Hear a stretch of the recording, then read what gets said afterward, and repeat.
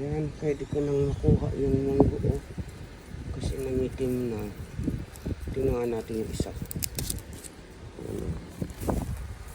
Tingnan natin kung munggo na isa. Ay, munggo na nga. Ito, may tinanggal pala ako kahapon. Ayan, diba? Buksan natin siya. Ayan na nga, munggo na nga.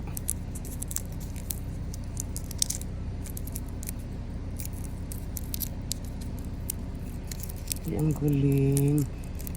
Yung isang puno, makakuha ka ng marami. Pwede na. Tanim ako ulit next year. Ayan. Pag naging ganyan na siya itim.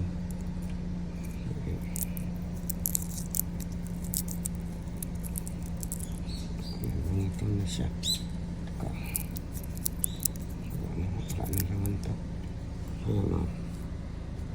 Yung isang puno, ano pa lang to, dalawa pa lang tong kinuha ko. Ayan o.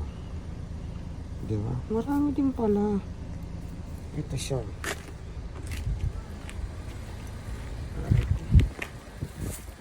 Ano?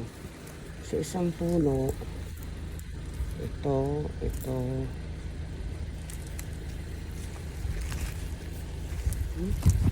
Ang dami pala makukuha sa isang puno. Galing. Yung aking kangkong, buhay pa rin. Yung sitaw ko, may mga lumalabas pang bulaklak. Pero, wala na, ubos na ang sitaw. May palabas pa siguro bago. Yung iba natuyo na nga. Hindi ko makuha kasi maliliit pa. Yung kasaba ko, malaki. Ayan. Tapos meron pa doon sa likod ng kasaba ko. Kasi yun, yung mga sili ko, ayan, namumula. Ayan. Kamatis ko, ito pa rin naman.